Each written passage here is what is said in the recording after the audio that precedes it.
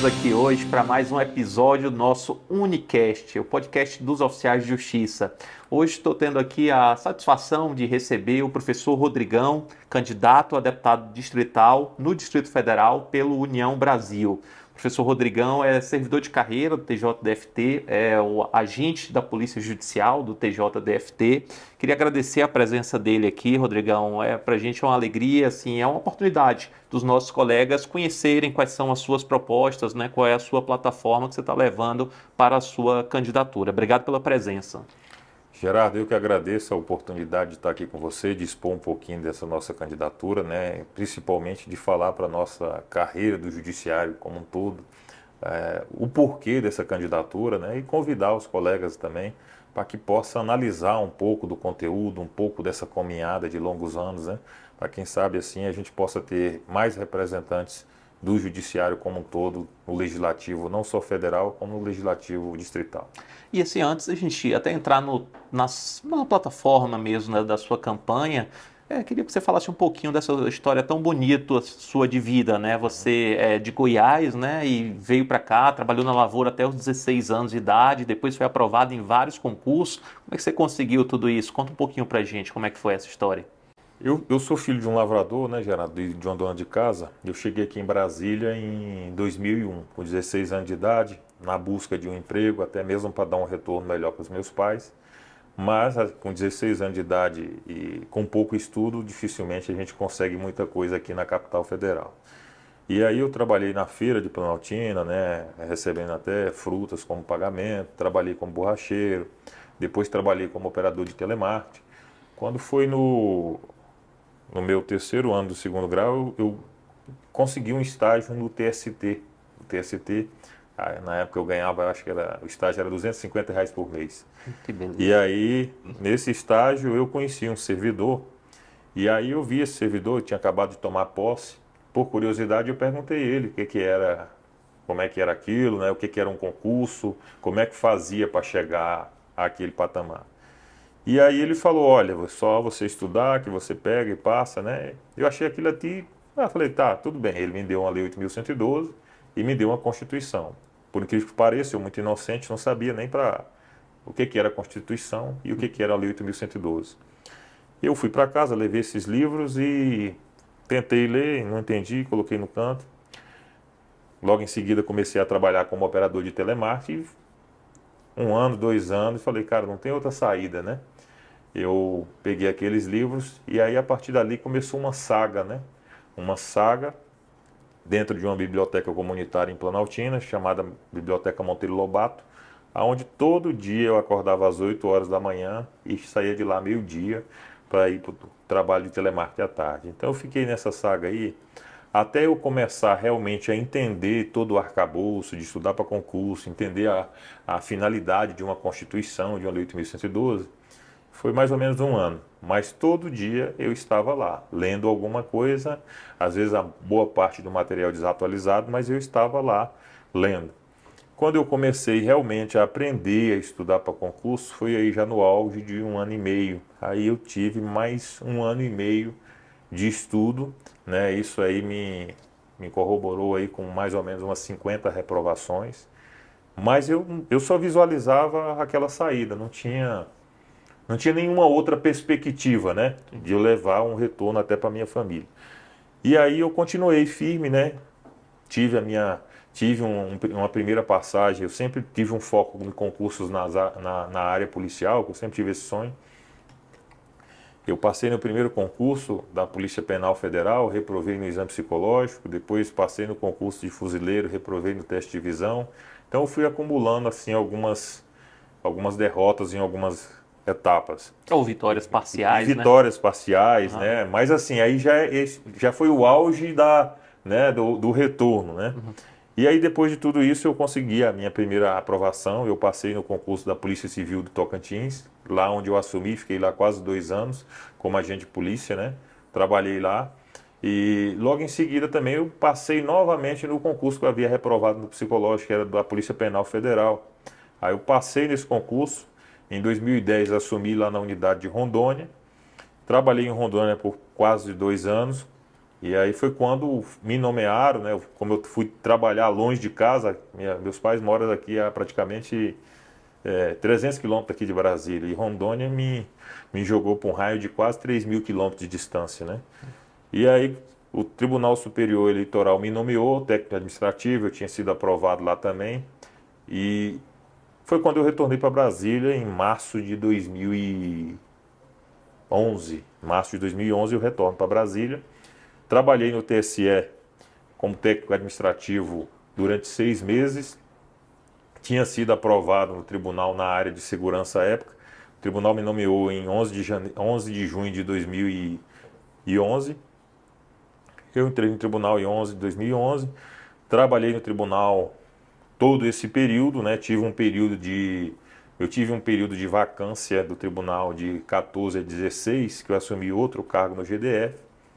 E 16 eu reconduzi, pedi para voltar para o tribunal. E aí é onde eu estou até hoje. Boa parte do tribunal, a maior parte minha de tribunal, eu trabalhei no Fórum Mirabete, no setor de Rádio e TV Sul, fazendo a proteção dos juízes da Vara de Execuções Penais. E no início da pandemia, houve o convite por necessidade e carência de serviço, eu fui transferido para o Fórum de Planaltina, onde eu estou lotado até hoje. Então, assim, eu demorei muito tempo a aprender a estudar, mas graças a Deus, quando eu captei um pouquinho da informação, veio várias aprovações. Essa que eu estou hoje no tribunal é onde eu gosto de trabalhar, gosto de fazer o que eu faço. Sempre gostei de trabalhar na área de segurança. Gosto de estar ali na frente da proteção. E desse trabalho todo e daquele livro de 8.112, da Constituição, daquela convivência lá na biblioteca, a gente formou uma verdadeira união de amigos e pessoas que estudaram, que venceram, que viram a necessidade da população de ter cursinho. Quando eu voltei em 2011, nós nos reunimos um grupo de amigos e esse grupo de amigos resolveu proporcionar o preparatório gratuito para a comunidade planaltina. Foi quando iniciou o projeto chamado Amigos do Concurso, que inclusive hoje, graças a Deus, é um projeto que a gente conta com vários servidores do TJ, do Judiciário, do TST, analistas, técnicos, como os professores, totalmente voluntário, projeto que hoje já aprovou mais de 700 pessoas de forma totalmente voluntária, já atendemos mais de 10.000 pessoas estudando conosco gratuitamente, até porque a gente acredita no poder que é a educação, eu sou o resultado disso, e o projeto continua ativo, já tivemos 5 unidades no Distrito Federal, né? Todos os professores são desse meio, e aí no Judiciário também me proporcionou isso, a trazer mais professores para o projeto, né? Então, o professor Rodrigão vem justamente daí, vem dessa parte do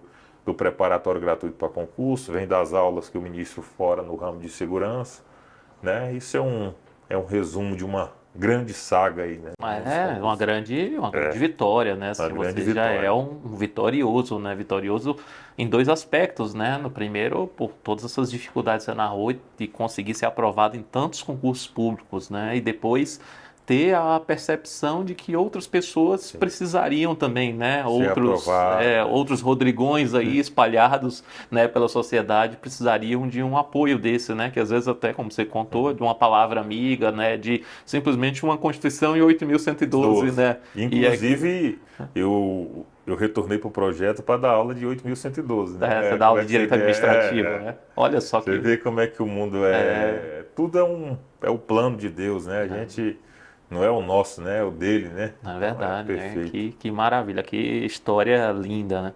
E de onde é que veio a ideia de se candidatar, assim? É por esse projeto? É pela questão dos servidores públicos? O que que te animou a levar essas pautas, né? As ideias que você acredita lá para a Câmara Legislativa do DF? Gerardo, como eu disse, logo no início, quando eu recebi a Constituição, eu não tinha noção nenhuma do poder que tinha aquela Constituição, né? Se todos nós soubéssemos o poder que nós temos em uma Constituição, nós tínhamos uma sociedade bem melhor para todos. Eu iniciei o meu estudo dentro de uma biblioteca. Eu estudava pelos primeiros livros do Damásio, naquela época, eu acho que já com mais de 10 anos. Então, mesmo assim, eu estudava com livros desatualizados. E aí aquela estrutura da biblioteca é um pequeno quadrado, da biblioteca de Planaltina era um quadrado onde você dividia algumas cabines, essas cabines misturadas com pessoas que faziam pesquisa, era barulho, cabine, e você não tinha outra solução, era aquilo ali que a gente tinha. E aí a gente, com o estudo da Constituição, estudando, compreendendo mais as funções do Estado, todas as divisões, né, político-administrativa, a gente foi visualizando que aquilo que a gente fazia de forma, através do projeto, ajudar uma escola com alguma ação social, alguma família com alimento, às vezes até numa demanda de um concurso de nomeação, tudo isso que a gente fazia ali naquele trabalho era o micro, né? Mas o macro mesmo hoje a gente depende de demandas legislativas, né? De políticas públicas, né? Às vezes a pessoa passa no concurso para oficial de justiça, mas ela depende de uma interferência legislativa para acompanhar, para ajudar nas nomeações. Porque nem sempre essas nomeações acontecem de imediato. Às vezes a gente tem várias vacâncias, mas não tem concurso. E aí a gente não consegue fazer praticamente nada. E aí foi quando a gente conversou, juntou todos os professores e resolvemos não ficar apenas na zona de conforto ou lavar as mãos. Resolvemos lançar uma candidatura onde eu coloquei meu nome para lutar de uma forma bem ampla, né, Gerardo? Ter um mandato aberto para tudo, para a demanda do concurso, para a demanda das nomeações, para a demanda dos servidores, para a demanda da comunidade, para a demanda da escola. Um mandato que realmente pudesse trazer para a sociedade resultados, né? Resultados. Porque hoje a gente encontra mandatos fechados, né? Vou trabalhar por isso, é isso e pronto, né? Então, juntamos, eu tive uma candidatura em 2018, fiz um trabalho especificamente em Planaltina, porque por conta de condições financeiras, e trabalhei na porta de todos os fóruns pedindo aos colegas o apoio. Eu obtive 3.000 votos em Planaltina e 1.121 votos fora, ramificados em cada região administrativa, cerca de 50, 60. Então, acredito que foi esse apoio que eu tive dos colegas do Poder Judiciário do DF. E totalizando 4.121 votos. Então, não tive recurso, foi um trabalho muito árduo, mas o resultado, comparado ao que a gente tinha à disposição, foi um resultado muito próspero, né? E aí a gente refletiu bem, foi quando eu conversei novamente com os amigos, se eles estavam dispostos, e resolvemos mais uma vez tentar. Eu tive esse resultado, não peguei nenhum cargo no governo, não trabalhei no governo, não peguei nenhum cargo, continuei o meu trabalho social, continuei o meu trabalho no tribunal, busquei ampliar ainda mais o diálogo, né, a respeito da política, e foi isso, e é isso que está nos impulsionando hoje a trabalhar esse segundo mandato, mas nos colocando à disposição de todo o Poder Judiciário para ter um mandato que realmente atue. Nós estamos falando de um mandato distrital, mas é um mandato que provoca abertura no meio legislativo como um todo, né? Porque de mandato para mandato, a construção ela fica muito mais factível, né? E é o que a gente se propõe hoje nesse sentido. Rodrigão, é assim, uma questão que para a gente é muito cara, né? Assim, que é a situação de violência contra os oficiais de justiça. A gente está tendo esse problema em vários locais do país e aqui no DF em especial. Inclusive, recentemente a gente teve a situação do colega ali que foi ameaçado, teve até saiu um vídeo no Metrópolis, né, mostrando o sujeito lá ameaçando de morte o oficial de justiça. O vídeo ali, um tempão, o sujeito ali constrangendo o oficial de justiça, e isso reacendeu um debate sobre o tema. A polícia do judiciário ela tem evoluído muito nos últimos tempos, né? Antigamente eram os agentes de segurança, hoje são chamados de agentes da polícia judicial, né? Para mim são policiais, né? Policiais do judiciário. Aliás, o judiciário era o único poder que não tinha uma polícia própria, né? Agora, com a resolução do CNJ, hoje a gente já tem uma polícia, né? Com muito mais qualificação, com muito mais valorização, e a gente sempre percebeu essa aproximação entre oficiais de justiça e os agentes da polícia judicial.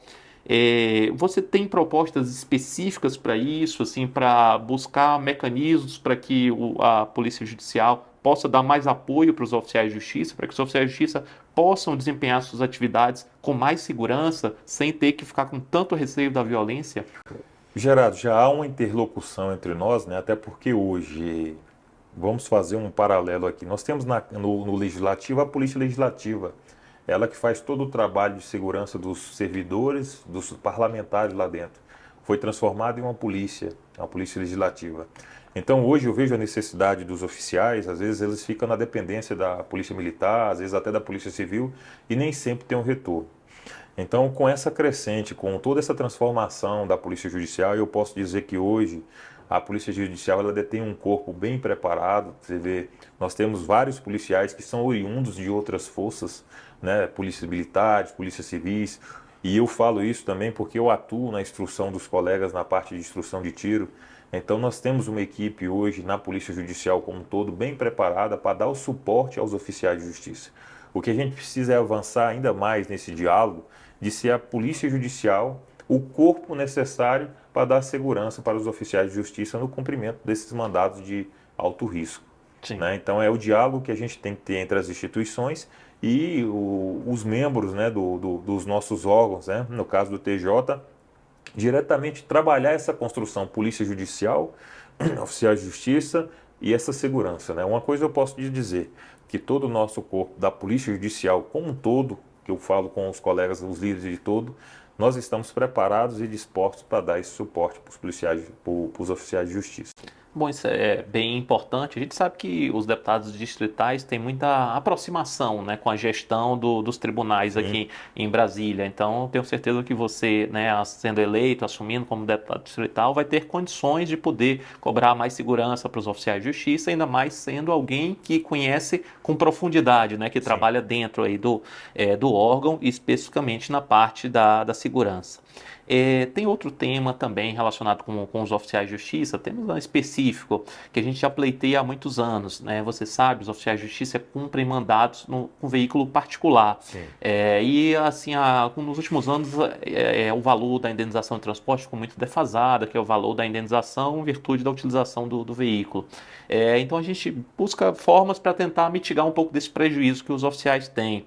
A gente tinha um projeto, né? O projeto depois foi arquivado, não foi para frente, mas a gente quer retomar, que é de redução tributária para aquisição do veículo que será utilizado para cumprimento de mandados. Né? Um projeto dessa natureza você apoiaria enquanto deputado distrital? Você poderia encampar uma ideia dessa? Tudo é com o propósito do quê? De ter as melhores condições possíveis para prestar um bom serviço para a sociedade. Você seria favorável a um projeto desse? Não vejo por que não ser favorável, né? Às vezes até porque o que você busca é o quê? É um veículo que vai ser usado a trabalho, né? Um veículo que vai ser utilizado em prol a serviço do Estado. Não é um serviço não é um veículo do Estado, mas é um veículo adquirido para uso exclusivo no Estado. Não vejo motivo nenhum para a gente não debater isso e trabalhar para que isso aconteça. Bem importante. E você tem uma pauta que você construiu específica para os servidores públicos? O que você buscaria fazer para valorizar que você trabalha muito com, né, os servidores públicos, ainda que no momento anterior, né, que aí são os chamados concurseiros, né, que você ajuda o pessoal todo, o pessoal entra e todo mundo fica ali com você como referência, né, o professor Rodrigão. E o que o professor Rodrigão pode fazer, né, ou pretende fazer na Câmara Legislativa do DF para a valorização dos servidores públicos? Gerardo, o que eu posso dizer para você é o seguinte: hoje, quando eu converso com as pessoas, a primeira coisa que as pessoas me perguntam é quais são as suas propostas. E aí eu analisando, entendendo todo esse contexto, quando eu decidi sair candidato e muito antes, eu venho acompanhando a legislação do Distrito Federal e até no nosso próprio tribunal. O que eu vejo é o seguinte: a cada 10 leis que são elaboradas no nosso legislativo distrital, pelo menos 7 delas são declaradas inconstitucionais. É por isso que a nossa casa hoje é escancarada, uma das primeiras aí em leis inconstitucionais. Então, o meu compromisso hoje, não só com o serviço público, mas com toda a comunidade, é ter um mandato aberto e que seja propositivo e construa soluções para as demandas. Eu sou servidor público, né? Eu sou servidor público. O servidor público tem que ser valorizado, né? O servidor público tem que ser valorizado. Claro, todo lugar nós temos as falhas, né? Nós temos as falhas do serviço público, temos o serviço privado, mas eu valorizo o servidor público que está ali, que está trabalhando, que merece aquele seu valor, que aquele valor que ele tem aqui possa retornar em serviços para a comunidade. Então, assim, os servidores públicos terão lá um representante de fato e de direito. O mandato aberto voltado para o serviço público, voltado para a comunidade, ou seja, vai ter a porta lá sempre aberta para a gente trabalhar as demandas, sem demagogia. Falando em portas abertas, Rodrigão, a gente tem uma situação que, assim, que a gente entende que foi bastante justa, né? Houve uma alteração recente da Constituição de Rondônia para incluir o reconhecer expressamente os oficiais de justiça como tendo um exercício de atividade de risco. E a gente pretende colocar isso também aqui na Lei Orgânica do Distrito Federal. Você apoiaria um projeto desse para haver o reconhecimento formal na legislação sobre atividade de risco dos oficiais de justiça? Gerardo, esse ponto específico dos oficiais de justiça eu desconheço, mas aí você pode me esclarecer. A finalidade de se colocar como atividade de risco. Assim, tem uma série de consequências, né? Por exemplo, obriga o tribunal a adotar uma série de providências para proteger os oficiais de justiça, para conseguir uma estrutura maior de segurança, enfim, aí vai verificar os equipamentos que são necessários para isso, ou trabalhar em dupla, ou trabalhar acompanhado com a polícia do judiciário, ou enfim, várias situações. Aí, claro, tem o reflexo remuneratório, né? Assim como o adicional de periculosidade, por exemplo. Aí você tem pode ter um reflexo previdenciário, como também uma aposentadoria diferenciada em virtude da atividade de risco. Então você tem uma série de consequências legislativas pelo reconhecimento formal de que aquela atividade é uma atividade de risco. E assim, já vários crimes praticados contra oficiais de justiça nos últimos anos, né, demonstram como o trabalho do oficial está vulnerável, né, como é um trabalho que acaba ficando sujeito tanto à violência que vem por parte do destinatário da ordem, como a violência do próprio meio urbano, né, que todo mundo está sujeito, mas que o oficial de justiça está mais ainda porque tem que ir de manhã, muito cedo, ou à noite, para poder encontrar a pessoa em locais perigosos também, e às vezes sem o suporte adequado. Muitas outras categorias diversas que tratam com segurança pública evoluíram, como é o caso da polícia do judiciário, que você vive isso todos os dias, e o caso do oficial de justiça a gente ainda trabalha com o modelo do século passado, né? Uma pessoa sozinha, num carro particular, sem nenhum suporte, sem porte de arma, enfim. Então a gente precisa do reconhecimento formal para que a gente possa avançar nas outras pautas. Você seria favorável? Gerardo, eu queria só antes esclarecer uma situação. Toda essa outra parte que você falou, eu sou totalmente favorável. Mas eu preciso também, eu gosto de ser muito claro com o que eu venho acompanhando. Não sei se você acompanhou, recentemente a Câmara Legislativa estabeleceu uma lei distrital, inclusive foi derrubado o veto, estabelecendo como atividade de risco os atiradores desportivos, com a finalidade exclusivamente de haver uma certa interferência na Lei 10.826, para fins de porte de arma. Quando eu digo assim, Gerardo, olha, eu sou favorável porque o risco de vocês é latente, o risco dos oficiais de justiça está aí. Agora sim, para fins de porte de arma, eu vou dizer para você a situação em si, que eu venho acompanhando. Eu venho acompanhando todos os resultados das decisões do STF. Inclusive eu fui do Detran, na época do Detran eu tinha um porte de arma por uma lei distrital que foi julgada inconstitucional. A primeira lei que concedeu atividade de risco para os atiradores desportivos foi uma lei de Rondônia. Ela tem um ADIM no STF. A segunda lei é do DF. Ela tem um ADIM no STF. E vários outros estados. Então, assim, acompanhando os resultados do STF, eu acredito que todas essas leis serão julgadas inconstitucionais, igual uma lei que concedeu o porte de arma para os procuradores, salvo engano, foi do Espírito Santo, que foi julgado inconstitucional.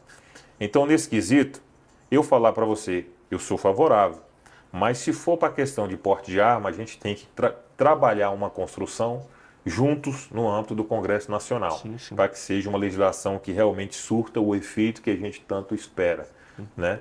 Quanto à atividade de risco para todos os outros fins que você falou, aqui na legislação distrital a gente pode trabalhar e eu sou favorável a isso. Agora, quanto à legislação para porte de arma, se eu falar que vou trabalhar isso na Câmara Distrital, vocês já vão estar esclarecidos que possivelmente, fatalmente, será uma lei declarada inconstitucional. Não. Então, assim, a gente quer trabalhar, Geraldo, a ideia de trabalhar é que realmente traga resultado, não é apenas uma legislação que seja aprovada hoje, amanhã ela é julgada inconstitucional e fica por isso mesmo, a pessoa não dá o retorno. Então, era só essa compreensão que eu queria que... Isso é bem importante. Aliás, assim, bem característico do professor de Direito Administrativo, né, que leu muito a Constituição. Então, na verdade, assim, até quando a gente fala do apoio para determinadas situações, porque assim, o deputado distrital ele consegue também influenciar em deputados federais que vão ali fazer uma parceria. Então, por exemplo, a atividade de risco daria para reconhecer no âmbito do DF, sim, né? Mas aí se for, por exemplo, o porte de armas, se for para aposentadoria, por exemplo, é tudo do Congresso Nacional. Congresso Nacional. Então vai haver esse diálogo, né, entre o deputado distrital e o deputado federal. Até porque a gente vai ter a ideia assim, nosso partido ele vem lançando candidatos a federais, né? Sim. E aí nessa proposta que é quando a gente fala, às vezes o pessoal fala, pô, mas ele é candidato a distrital. Mas você como a liderança sindical, você sabe que às vezes você para chegar a um parlamentar federal é muito difícil. Sim. Às vezes é difícil, às vezes agora de um mandato para mandato, quando você aproxima, às vezes a facilidade é maior.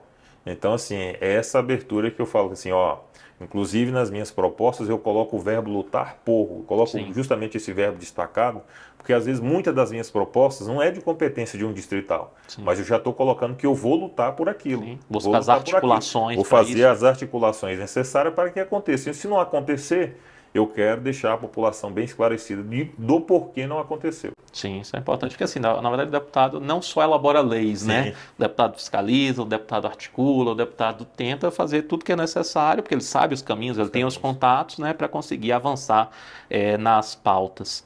Bom, Rodrigão, assim, e para os nossos colegas que estão aí nos assistindo, que gostaram das suas propostas, né, que acharam legal essa linda história de vida que você tem, né, essa história de vencedor e que querem ajudar na sua campanha, o que eles precisam fazer?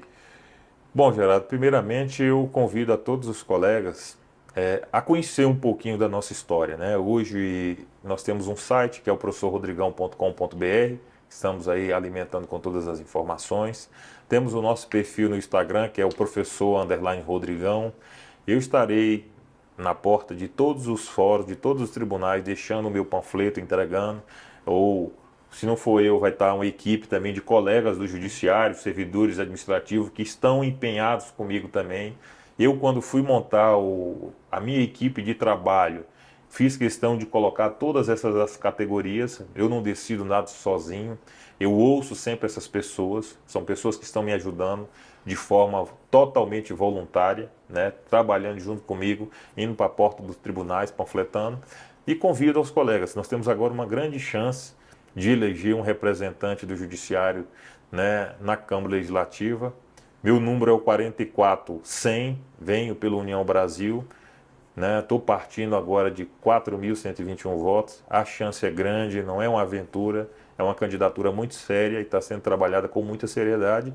E eu preciso do voto dos colegas, dos familiares e de todos os amigos que eles conseguirem para nos ajudar a alcançar esse resultado. Rodrigão, obrigado aqui pela sua presença, né, por disponibilizar esse tempo para conversar e se apresentar para a nossa categoria, né, muito importante que todo mundo conheça o seu perfil. Desejo boa sorte aí, parabéns por esse grande sacrifício que é, né, a candidatura aí, candidaturas de pessoas compromissadas, né, com os temas. Você tem um histórico sensacional aí de vitória, né, tomara que dê tudo certo e você possa fazer esse trabalho bonito também na Câmara Legislativa do DF. Obrigado. Né? Eu que agradeço, Gerardo, agradeço a todos pela oportunidade e me coloco também à disposição aqui, fica aqui firmado esse compromisso de luta, né? Me coloco à disposição também aos novos colegas oficiais de justiça também na parte de instrução de tiro, de sempre que a gente puder trabalhar nesse meio de segurança e na construção também dessa união das nossas categorias em prol da segurança como um todo. Maravilha. É isso aí, amigos. Obrigado mais uma vez aqui. Hoje a gente bateu um papo aqui com o professor Rodrigão, candidato a deputado distrital no Distrito Federal pela União Brasil. Foi muito bom ouvir as propostas dele e agora os colegas podem votar com consciência aí, levando em consideração todas as informações que estamos levando. Obrigado mais uma vez aí. Até o próximo episódio. Um forte abraço.